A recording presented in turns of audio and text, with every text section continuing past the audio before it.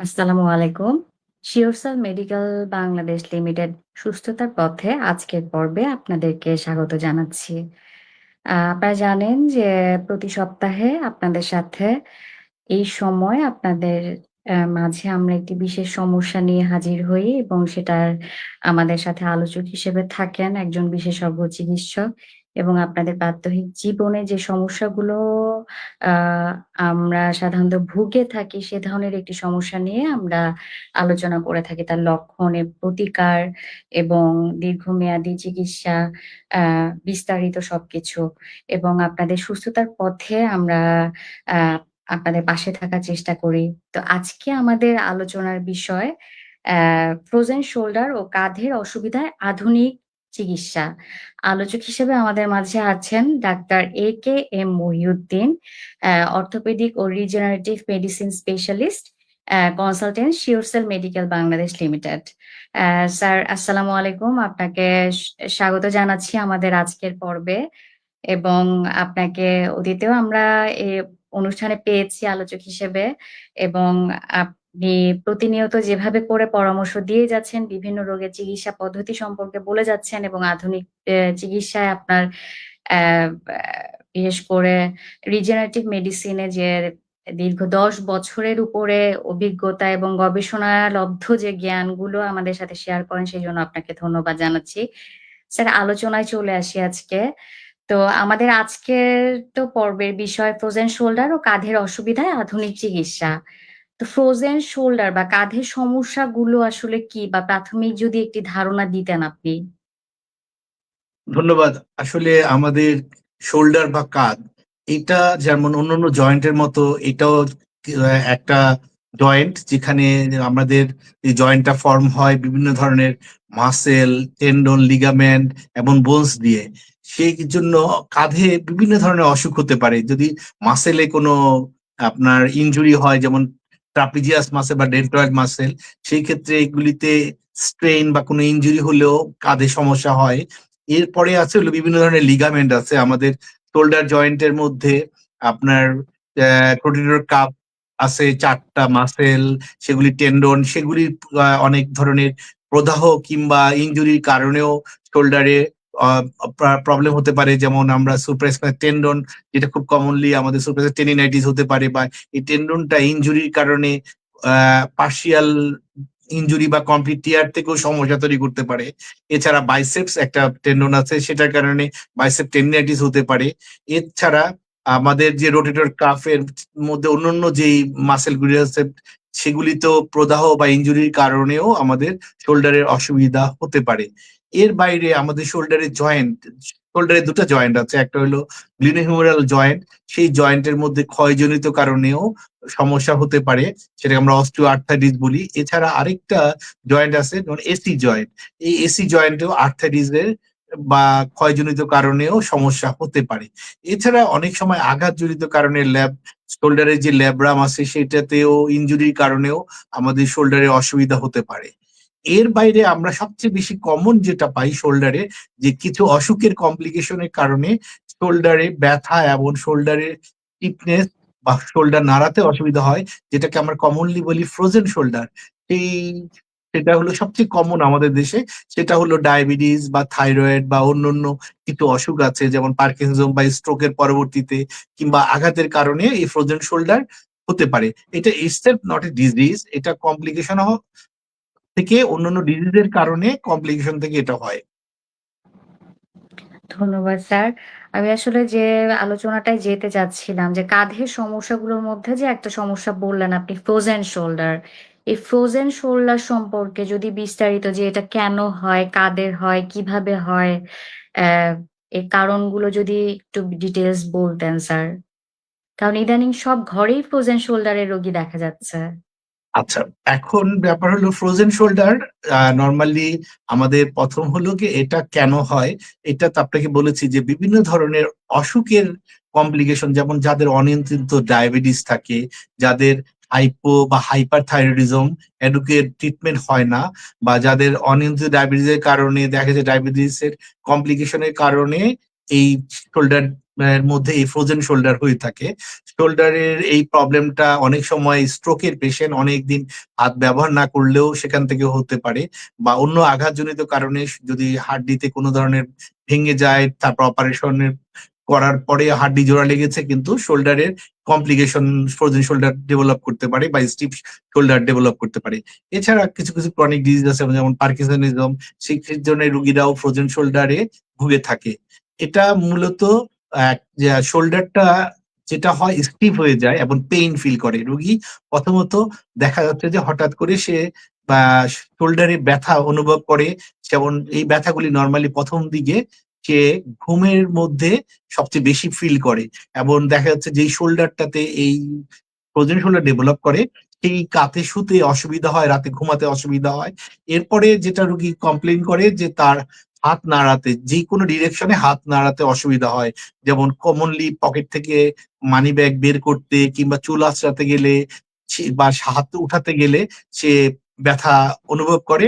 এই প্রবলেমটাই হলো ফ্রোজেন শোল্ডারের প্রাথমিক প্রেজেন্টেশন নিয়ে রুগীরা আসে।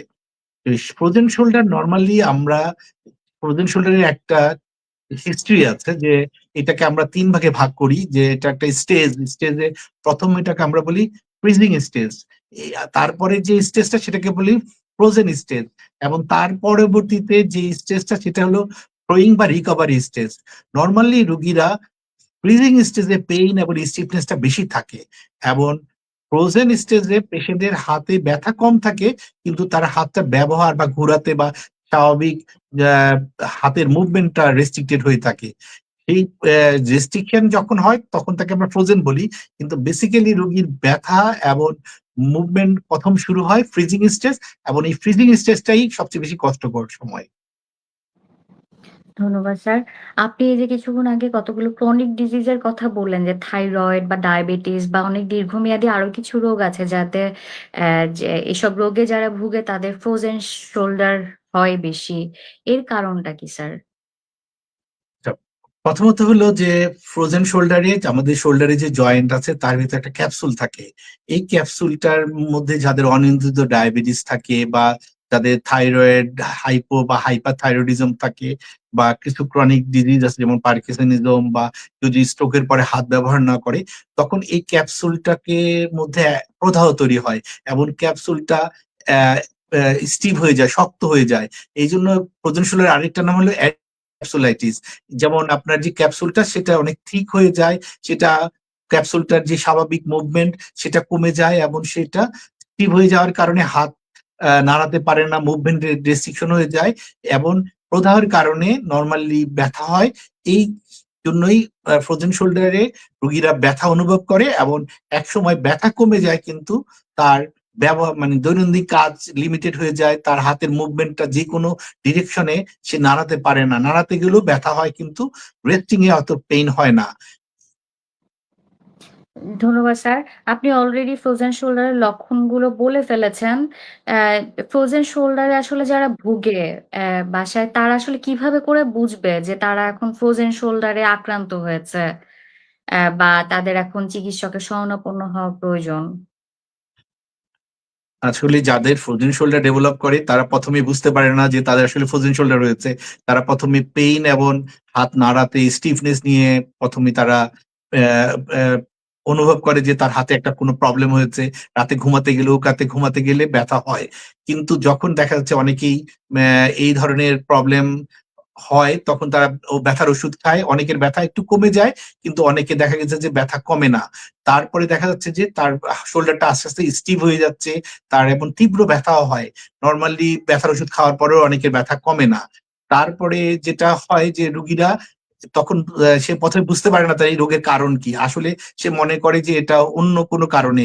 কিন্তু আমাদের দেশে দেখা গিয়েছে যে মোস্ট অফ দ্য পেশেন্ট যাদের অনিয়ন্ত্রিত ডায়াবেটিস তাদেরই এই ফ্রোজেন শোল্ডারটা ডেভেলপ করে, এবং দেখা গেছে যাদের HbA1c7 এর বেশি থাকে, বা থাইরয়েডের যে অ্যাডুকুয়েট ডোজটা থাইরয়েডের ওষুধ খেতে হবে সেটা খায় না, THS লেভেল বেশি থাকে, তখনই আমরা এটাকে আহ, মনে করি যে এটা একটা কমপ্লিকেশন অফ দা তার অন্য অন্য ডিজিজ, এটার কমপ্লিকেশনেই এই ফ্রোজেন শোল্ডারটা হয়েছে। ধন্যবাদ স্যার। আপনি খুবই তথ্যবহুল চমৎকার একটা কথা বললেন। তো ফ্রোজেন শোল্ডার ছাড়াও শোল্ডারের আরো কিছু শুরুতেই আপনি যেটা বলছিলেন যে শোল্ডারে আরো অনেক সমস্যা অ্যা হয় সাধারণত। আমি হয়তো সব কয়টার নাম বলতেও পারবো না। আর্থ্রাইটিস, বার্সাইটিস বা রোটেটর কাফ সমস্যা। তো ফ্রোজেন শোল্ডারের সাথে কাঁধের অন্য সমস্যাগুলো কিভাবে করে তারা পৃথক করবে? যে তারা ওই রোগে ভুগছে না, তারা ফ্রোজেন শোল্ডারে ভুগছে। প্রথমত ফ্রোজেন শোল্ডার আসলে ডায়াগনোসিস করার জন্য আপনাকে চিকিৎসকের শরণাপন্ন হওয়ার আগে আপনি বুঝতে পারবেন যে অন্যান্য যে সমস্যাগুলি সেগুলি যেমন আঘাতজনিত টেন্ডিনাইটিস বা অন্যান্য যে কারণে শোল্ডারে পেইন হয় সেখান থেকে ফ্রোজেন শোল্ডারের পেইনটা একটু ডিফারেন্ট। এই পেইনগুলি নরমালি রাতের বেলা প্রথম দিকে তীব্র ব্যথা হয়, যে কাতে প্রবলেম ও কাতে শুতে অসুবিধা হয় এবং হাত যে কোনো ডিরেকশনে আপনি নাড়াবেন সেক্ষেত্রে আপনার ব্যথা হবে। সেটা হলো ফ্রোজেন শোল্ডারের সবচেয়ে কমন প্রেজেন্টেশন। ফ্রোজেন শোল্ডারের জন্য খুব বেশি পরীক্ষা-নিরীক্ষা লাগে না। ক্লিনিক্যালি আমরা ডাক্তাররা দেখেই বলতে পারি যে এটা ফ্রোজেন শোল্ডার।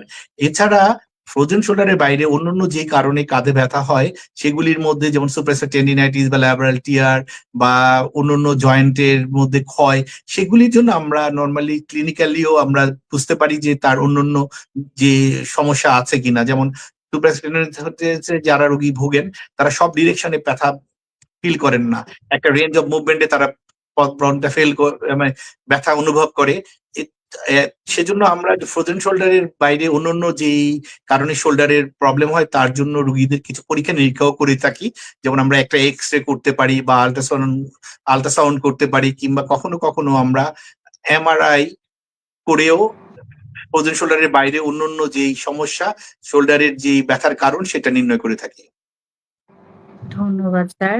স্যার আপনি কিছুক্ষণ আগে বলছিলেন যে শোল্ডারের যে সমস্যাগুলো, ফ্রোজেন শোল্ডারে মানে অস্টিও আর্থ্রাইটিস তো এখন অনেকেরই হয়। অস্টিও আর্থ্রাইটিস এর কথাটাও কিছুক্ষণ আগে বলেছিলেন হয়তোবা। তো শোল্ডার জয়েন্টে কি কখনো বাত বা অস্টিও আর্থ্রাইটিস এই সমস্যাটা হয়? অন্যান্য জয়েন্টের মতো শোল্ডার জয়েন্টেও যেকোনো ধরনের বাতের আক্রমণ হতে পারে। যেমন আমরা দেখেছি অটোইমিউন ডিজিজ আছে, সেগুলি অনেক সময় শোল্ডার জয়েন্টে ইনভলভ হয়। এর বাইরে আমাদের ক্ষয়জনিত কারণে যেই বাত, যেমন অস্টিওআর্থ্রাইটিস সেটা শোল্ডারের গ্লিনোহুমেরাল জয়েন্ট বা এসি জয়েন্ট এটিতে খুব কমন। বাট আমাদের দেশে শোল্ডারে অস্টিওআর্থ্রাইটিস কম। বাট অনেক দেশে আছে যেখানে শোল্ডারের অস্টিওআর্থ্রাইটিস বেশি হয়ে থাকে। তো আমাদের যেটা হলো যে আমাদের শোল্ডারে বাতের যে অন্যান্য যে বাতগুলি আছে সেগুলিরও মানে প্রদাহজনিত বাতগুলিরও হতে পারে। ধন্যবাদ। স্যার আরেকটা বিষয়ে খুব সহজ একটা যেটা বাসায় থেকে অনেকে চিকিৎসা নেয় যে কোনো মাসল পেইন হলে বা জয়েন্ট পেইন হলেই মাসল রিল্যাক্সেন্ট একটা খেয়ে নেয় বা কোনো একটা ব্যথার ওষুধ খেয়ে নেয়। তো শোল্ডার জয়েন্টে বা ফ্রোজেন শোল্ডারে কোন পর্যায়ে আসলে তার চিকিৎসকের শরণাপন্ন হতেই হবে, বাড়িতে চিকিৎসা নেওয়া যাবে না? এটা এটা কখন বুঝতে পারবে তারা? আসলে কোনো রোগীর যদি ফ্রোজেন শোল্ডার ডেভেলপ করে, রোগীরা নরমালি আমাদের দেশে যে ট্রেডিশনাল ট্রিটমেন্ট আছে, রোগীরা গতানুগতিক চিকিৎসা, ব্যথার ওষুধ খান কয়েকদিন, তারপরে গরম সেক দেন। দেখা গেছে যে ব্যথার ওষুধ যতক্ষণ খায় একটু ব্যথা কমে বাট পুরোপুরি ব্যথা কমে না। রাতে ঘুমাতে অসুবিধা হয়। কিন্তু তার হাতের ব্যবহার যেকোনো দিকে হাত নাড়াতে অসুবিধা হয় এবং ব্যায়াম করতে গেলে ১ম দিকে অল্প একটু ব্যথা কারণে ব্যায়ামও করা যায় না। সেই ক্ষেত্রে রোগীরা যখন শোল্ডারের যেই প্রবলেম গুলি আপনাকে বলেছি কমনলি, যে আপনার যদি মানিব্যাগ আপনার যদি ডায়াবেটিস থাকে, থাইরয়েডের প্রবলেম থাকে কিংবা আপনার যদি স্ট্রোক থেকে রিকভারি ফেজ হয়ে হাতে ব্যবহারের কারণে হাত নাড়াতে পারেন না কিংবা পার্কিনসনিজমের রোগীরা, তাদের যদি শোল্ডারে কোনো ধরনের দীর্ঘদিন দেখা গেছে যে ২-৩ সপ্তাহ হয়ে গেছে ব্যথা যাচ্ছে না, তখনই অবশ্যই চিকিৎসকের শরণাপন্ন হবেন। কারণ আপনার এই চিকিৎসাটা আপনাদের নরমালি ফ্রোজেন শোল্ডারের চিকিৎসাটা হলো যে আপনি এটা থেকে রিকভারি ন্যাচারাল একটা হিস্ট্রি আছে যে আপনি একটা স্টেজের পরে আস্তে করে ফ্রোজেন শোল্ডারটা ভালো হয়ে যাবে। সেটা ২-৩ বছর পর ভালো হয়ে যাবে। কিন্তু আপনার যে পেইন এবং স্টিফনেস সেইখান থেকে আপনাকে বের হতে হলে অবশ্যই চিকিৎসকের শরণাপন্ন হতে হবে। সেটার জন্য যে চিকিৎসা আছে গতানুগতিক চিকিৎসা এবং আধুনিক চিকিৎসা, সেই ব্যাপারে চিকিৎসক আপনাকে সাজেশন দিবে।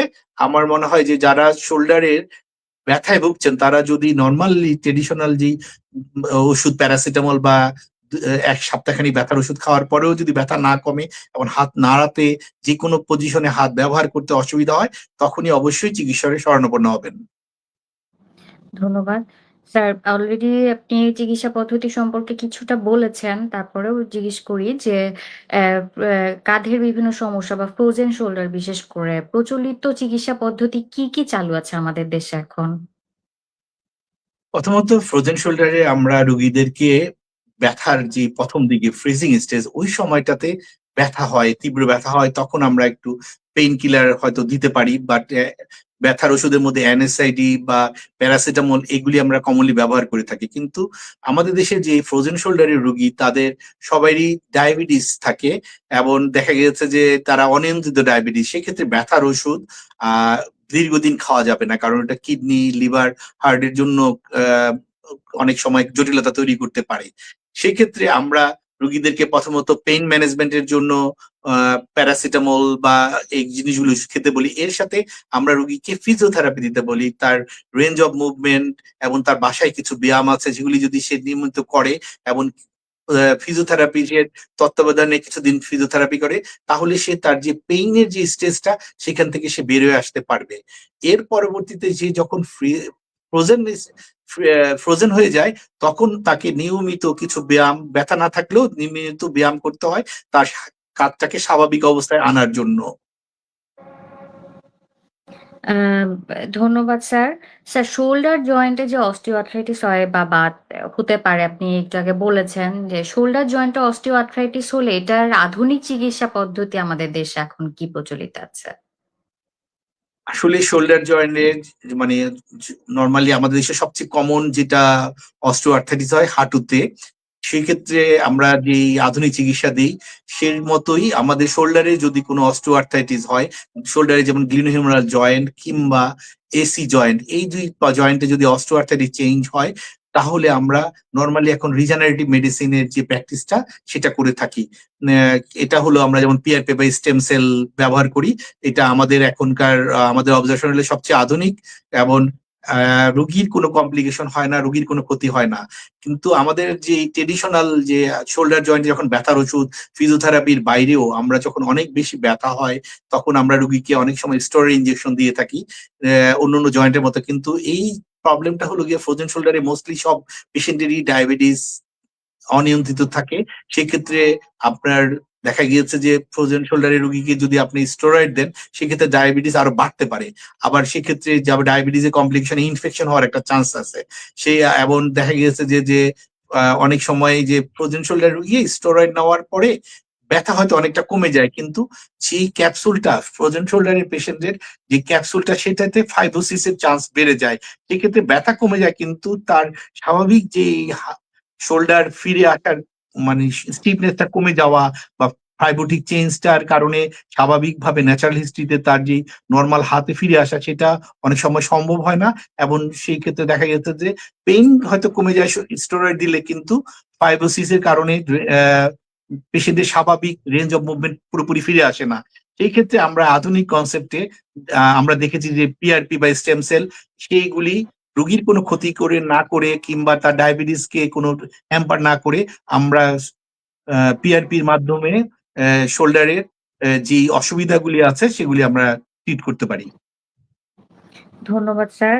আপনি খুব চমৎকারভাবে এতক্ষণ শোল্ডারের বিভিন্ন সমস্যা সম্পর্কে তার লক্ষণ, প্রতিকার, প্রচলিত পদ্ধতি, চিকিৎসা এবং আধুনিক চিকিৎসা আলোচনা করলেন। অনুষ্ঠানের এই পর্যায়ে আমরা ছোট্ট একটা বিরতি নিচ্ছি। দর্শকদের উদ্দেশ্যে বলছি যে আপনারা চাইলে আমাদের সাথে যোগাযোগ করতে পারেন। কমেন্ট সেকশনে আপনারা যেকোনো ধরনের প্রশ্ন করতে পারেন এবং যেকোনো ধরনের পরামর্শ দিতে পারেন। আবার কিছুক্ষণ পরে আবার দেখা হচ্ছে আপনাদের সাথে। শিওরসেল মেডিকেল 10 বছর ধরে স্বাস্থ্যসেবায় আপনার নির্ভরযোগ্য ঠিকানা। জয়েন্ট পেইনের সার্জারির বিকল্প যুগান্তকারী চিকিৎসা পদ্ধতি স্টেম সেল ও পিআরপি। হাঁটু ব্যথা যেমন অস্টিওআর্থ্রাইটিস, লিগামেন্ট বা মেনিসকাস ইনজুরির কার্যকর সমাধান। হিপ জয়েন্টের এভিএন বা অ্যাভাসকুলার নেক্রোসিস। কাঁধের ব্যথা যেমন ফ্রোজেন শোল্ডার বা রোটেটর কাফ ইনজুরি। কনুয়ের ব্যথা যেমন টেনিস এলবো ও গলফার্স এলবো। গোড়ালি, ঘাড় এবং স্পোর্টস ইনজুরিতে সার্জারির বিকল্প সমাধান স্টেম সেল ও পিআরপি। 10 বছরে সফলভাবে 25,000-এরও বেশি চিকিৎসা সম্পূর্ণ করেছেন ডক্টর AKM মহিউদ্দিন। আমাদের ডার্মাটোলজি বিভাগে রয়েছে ত্বক, চুল, অ্যান্টি এজিং এবং যৌন সমস্যার উন্নত চিকিৎসা। সর্বাধুনিক প্রযুক্তির পাশাপাশি আছেন অভিজ্ঞ চিকিৎসক ডক্টর মোহাম্মদ মুনতাসির ইসলাম। বিস্তারিত জানতে যোগাযোগ করুন Surecell medical, plot 2, road 21, Gulshan 1, Dhaka. স্বাগত জানাচ্ছি আবারও। আপনাদের মাঝে আমরা আবার উপস্থিত হয়েছি। আমরা আলোচনা যে পর্যায়ে ছিলাম যে আধুনিক চিকিৎসা পদ্ধতি পিআরপি বা স্টেম সেল থেরাপি, আমরা ফ্রোজেন শোল্ডার একটু পরে যাচ্ছি। স্যার যদি বলতেন যে পিআরপি বা স্টেম সেল থেরাপিটা আসলে কি? যেহেতু আপনি দীর্ঘ 10 বছরের উপরে এটা নিয়ে চিকিৎসা দিয়ে যাচ্ছেন এবং প্রায় 25,000-এর উপরে চিকিৎসা দিয়েছেন এবং অনেক গবেষণাও করেছেন। পিআরপি এবং স্টেম সেল থেরাপি সম্পর্কে যদি একটা বিশদ ধারণা দিতেন স্যার। আসলে পিআরপি স্টেম সেল এটা আমাদের একটা নিউ কনসেপ্ট, এটা আমাদের চিকিৎসা শাস্ত্রে নতুন একটা সাবজেক্ট। এটা হলো আমরা রিজেনারেটিভ মেডিসিন বলি সাবজেক্টটাকে, তারই একটা পার্টের মধ্যে পিআরপি হলো আসলে আমাদের গ্রোথ ফ্যাক্টর। আমরা নর্মালি বলি যে পিআরপির মধ্যে গ্রোথ ফ্যাক্টর আছে। আমাদের রক্তের মধ্যে আমাদের 3 রকমের কোন সেল আছে, যেমন আরবিসি, ডাব্লিউবিসি এবং প্লেটলেট। আমরা এই প্লেটলেটকে বলি অনুচক্রিকা। এই অনুচক্রিকার মধ্যে আপনার এক ধরনের গ্রোথ জিনিস আছে যেটাকে আমরা গ্রোথ ফ্যাক্টর বলি। বিভিন্ন ধরনের হিলিং এ হেল্প করে, প্রদাহ কমাতে হেল্প করে। পিআরপি সাথে এই গ্রোথ ফ্যাক্টর এবং রক্তের যে প্লাজমা সেটাকে ব্যবহার করে আমরা পিআরপির মাধ্যমে বিভিন্ন ডিজিজের যেখানে ক্ষয় হচ্ছে, প্রদাহ হচ্ছে, ইনজুরি হচ্ছে, সেটাকে আমরা রিজেনারেশন, রিপেয়ার এবং রিপ্লেস করতে পিআরপি ইউজ করে থাকি। আর এর পরে যেটা হলো স্টেম সেল, এটা হলো একটা সেল, এটা হলো আদি কোষ, যেখান থেকে ডিভাইডেশনের মাধ্যমে অন্যান্য সেল তৈরি হয়। যেমন কোনো একটা জায়গায় যদি কোনো একটা ইনজুরি থাকে, সেই ইনজুরিটাকে পূরণ করার জন্য সেখানকে নতুন করে ওই যে ইনজুরি জায়গায় যে সেল, সেই সেলটা তৈরি করার জন্য আমরা স্টেম সেল ব্যবহার করে থাকি।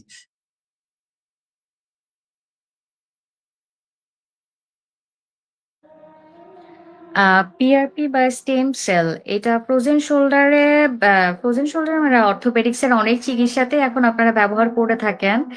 তো ফ্রোজেন শোল্ডারে মানে এই রিজেনারেটিভ মেডিসিনটা আসলে কিভাবে করে কাজ করে? ধন্যবাদ। আসলে আমরা ফ্রোজেন শোল্ডারে পিআরপি সবচেয়ে বেশি ব্যবহার করে থাকি দুটা কারণে। একটা হলো পিআরপি ইজ ন্যাচারাল ট্রিটমেন্ট। এটা আপনার নিজের বডির থেকে যে রক্ত আছে, রক্ত থেকে আমরা একটু 30-40 ml ব্লাড নিয়ে সেখান থেকে আমরা এই পিআরপিটা তৈরি করে থাকি।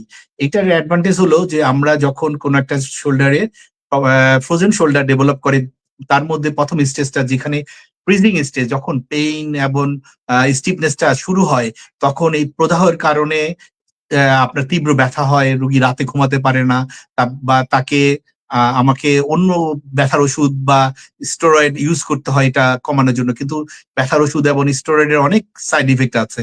সেই ক্ষেত্রে পিআরপি দিলে আপনার ব্যথাটা কমে যাবে, ক্যাপসুলটা হাইড্রোডাইলেটেশন হবে এবং আপনার যে প্রদাহ সেটার সাথে ফাইব্রোসিস হওয়ার যে টেন্ডেন্সি সেটা কমে যাবে এবং রোগী তাড়াতাড়ি তার ব্যথা কমে যাবে। সে তার স্বাভাবিক ব্যায়াম শুরু করলে তাড়াতাড়ি সে ডিজিজ প্রসেস থেকে বের হয়ে আসতে পারবে। রেঞ্জ অফ মুভমেন্ট, তার হাতে স্বাভাবিক নাড়াচাড়া, সেটা খুব তাড়াতাড়ি এই অবস্থায় চলে আসতে পারবে। তার সাথে আমাদের যেটা হলো, আমাদের যে গতানুগতিক চিকিৎসা আছে, আমরা যে স্টেরয়েড দিই, স্টেরয়েডের বাইরে আমরা আগে একটা চিকিৎসা ছিল যে আমরা হাইড্রোডাইলেশন করতাম। আগে দেখা যেত যে কিছু কিছু রোগীকে যাদের ফ্রোজেন শোল্ডার ডেভেলপ করেছে, তাদের স্টেরয়েড বা ব্যথার ওষুধ বা ফিজিওথেরাপির পরেও রিকভারিটা অত ভালোভাবে হতো না। সেক্ষেত্রে আমরা নর্মালি যে নর্মাল স্যালাইন দিয়ে জয়েন্টটাকে ফুলাতাম, ফুলাইয়া আমরা ওটাকে মোবিলাইজ করে দিতাম। কিন্তু সেক্ষেত্রে দেখা যাচ্ছে যে পেশেন্টের পেইন কমে যেত, কিন্তু দীর্ঘমেয়াদীতে এই যে আমরা যে মোবিলাইজেশন করতাম সেক্ষেত্রে ফাইব্রোসিস বা ইনজুরি হয়। সেই ইনজুরি গুলিতে কখনো কখনো আমরা মানে এই অজ্ঞান করে লোকাল অ্যানেস্থেসিয়া এবং নর্মাল স্যালাইন দিয়েও এই জিনিসটা করতাম, কিন্তু রোগী ব্যথা কমে যেত। কিন্তু পরবর্তী দেখা যাচ্ছে যে কিছু ইনজুরির কারণে ফাইব্রোসিস হয়। সেই জায়গাটার থেকে আমরা পিআরপি যদি ব্যবহার করি সেক্ষেত্রে এই ধরনের কোনো কমপ্লিকেশন হওয়ার স্কোপ থাকে না এবং রোগীর যে স্বাভাবিক যে ক্যাপসুল সেটা স্বাভাবিক অবস্থায় চলে আসে, সেখানে কোনো ফাইব্রোসিস হয় না এবং প্রদাহ কমে গেলে রোগী তাড়াতাড়ি ব্যায়াম শুরু করতে পারে। এর বাইরে কিছু কিছু রোগীর আছে যাদের একটা পার্সেন্টেজ খুব কম, যাদের অনেক সময় ফ্রোজেন শোল্ডারের রোগীদেরকে আমাদের অপারেশন করতে হয়, সেটা আর্থ্রোস্কোপিক্যালি আমাদের ক্যাপসুল রিলিজ করতে হয়। এক্ষেত্রে আমরা এই অপারেশনও অ্যাভয়েড করতে পারি যদি তাকে রোগীকে সময় মতো এই ধরনের ট্রিটমেন্ট আধুনিক পিআরপি যদি ফ্রোজেন শোল্ডারে ইউজ করা যায়, সেক্ষেত্রে অপারেশনও অ্যাভয়েড করা যাবে।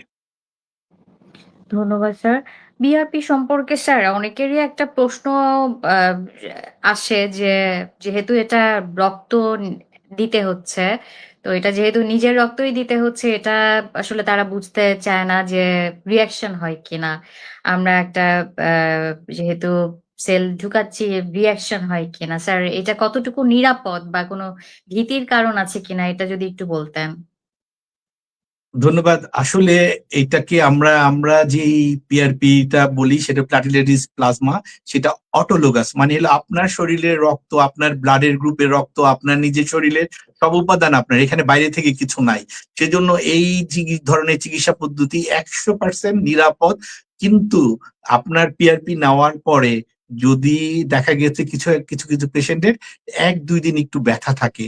এটা গুড সাইন যে পিআরপি আপনার কাজ করতেছে। কারণ পিআরপি দিলে মোস্টলি আমরা যে পিআরপিটা ইউজ করি সেইখানে দেখা গেছে যে আমরা প্রদাহ কিছু ক্ষেত্রে আ অ্যাগ্রাভেট অ প্রদাহ অ্যাগ্রাভেট করতে পারে। বাট সেটা বডি হিলিং এর জন্য হেল্প করে। এছাড়া পিআরপির কোনো সাইড ইফেক্ট নাই। শুধু যেটা হলো পিআরপি ন্যাচারাল ট্রিটমেন্ট এবং এটা দেওয়ার পরে একটা 5-10% পেশেন্টের ২-৩ দিন একটু ব্যথা বা হয়। সেটা আবার আস্তে করে চলে যায়। এজন্য পিআরপি তে কোনো সাইড ইফেক্ট নাই বা আপনাকে ভয় পাওয়ার কিছু নাই। একটা স্বাভাবিক জিনিস। এটা আপনার শরীরের ব্লাড থেকে সম্পূর্ণভাবে তৈরি করা হয়। এটা বাইরের কারোর ব্লাড না বা বাইরের কোনো উপাদান নাই। ধন্যবাদ স্যার। পিআরপি সম্পর্কে আরেকটা জিনিস জানতে চায় অনেকে। সেটা হচ্ছে যে এটা খরচ কিরকম? চিকিৎসা পদ্ধতি অনেক ব্যয়বহুল কিনা এটা অনেকেরই প্রশ্ন থাকে। আসলে যেটা হলো যে পিআরপি এখন আমাদের দেশে অনেক কম দামে আমরা পিআরপি করে থাকি। বাট পিআরপি নরমালি স্টেরয়েড যেরকম ইউজ করে সেটা আসলে খুব কম টাকায় অনেকে করা যায়।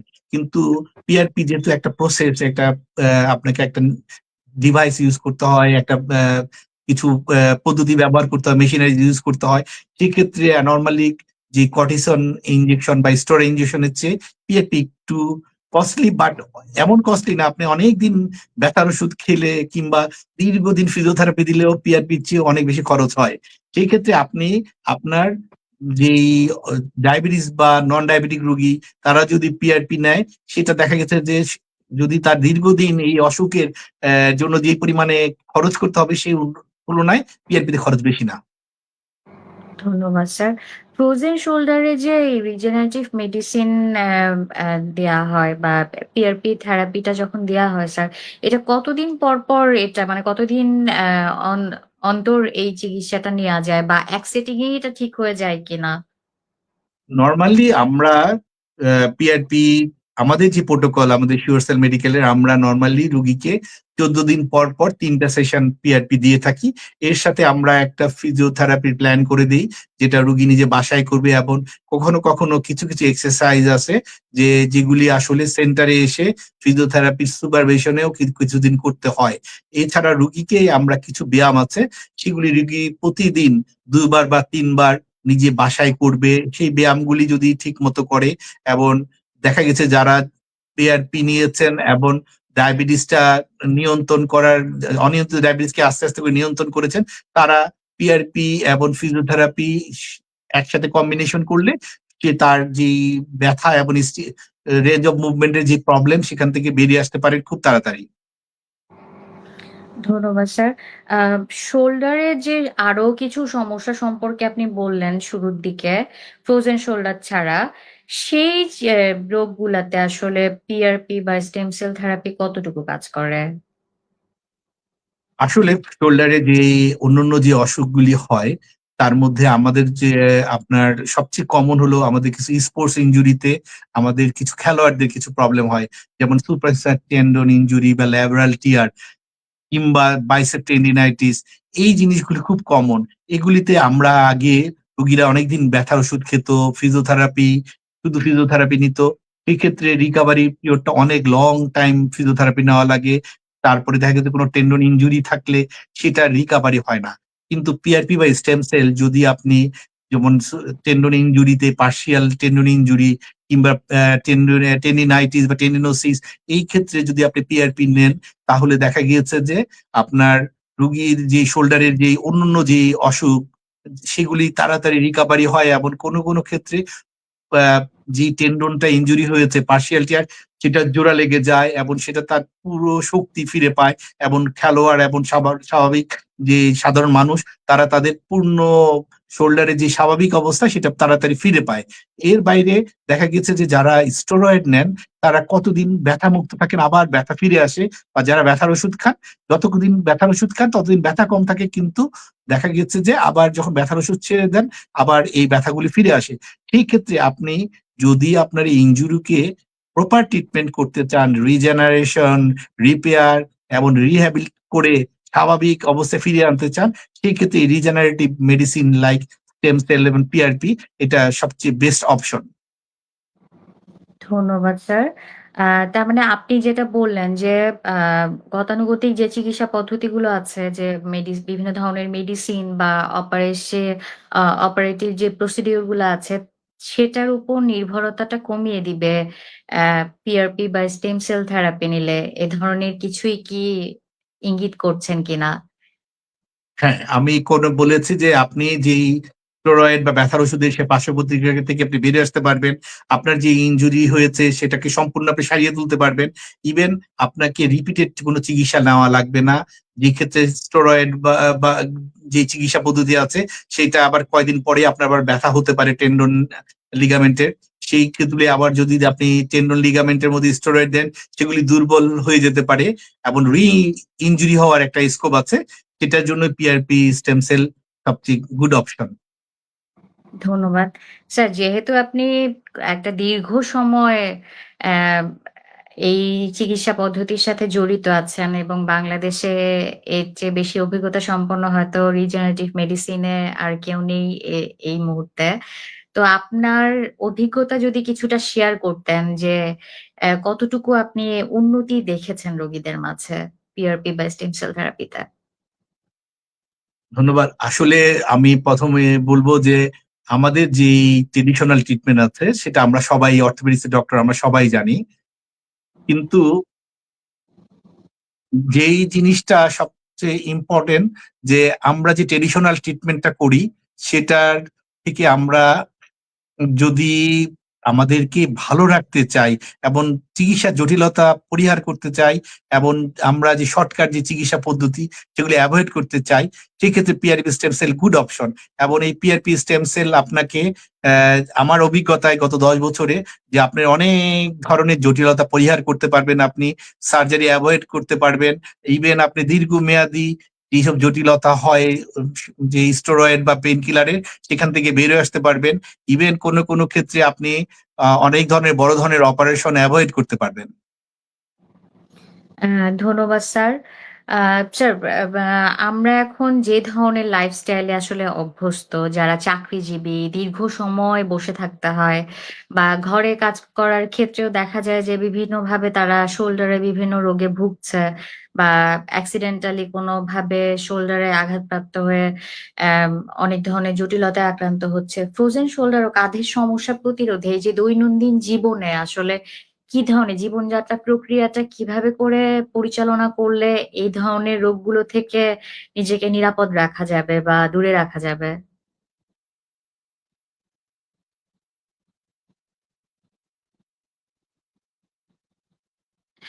দর্শক, আম আ নেটওয়ার্ক সমস্যার কারণে হয়তোবা এখন ডাক্তার মহিউদ্দিন আমাদের মাঝে অ্যা আমরা পাচ্ছি না। আমরা এতক্ষণ যে আলোচনায় ছিলাম যে ফ্রোজেন শোল্ডার ও কাঁধের অসুবিধায় আধুনিক চিকিৎসা। আমরা প্রচলিত যে চিকিৎসা পদ্ধতিগুলা সবসময় নিয়ে থাকি, সেগুলা তো আমরা সবাই জানি যে আমরা বিভিন্ন ধরনের ব্যথার ওষুধ খাই বা মাসল রিল্যাক্সেন্ট খাই। আজকে আধুনিক চিকিৎসা পদ্ধতি সম্পর্কে অনেক কিছু জানতেন এবং স্যার আবার ফেরত এসেছেন আমাদের মাঝে। তার কাছে প্রশ্ন ছিল যে দৈনন্দিন জীবন প্রণালী আমরা কিভাবে করে চেঞ্জ করলে আমরা এই সমস্যাগুলো থেকে নিজেকে দূরে রাখতে পারবো?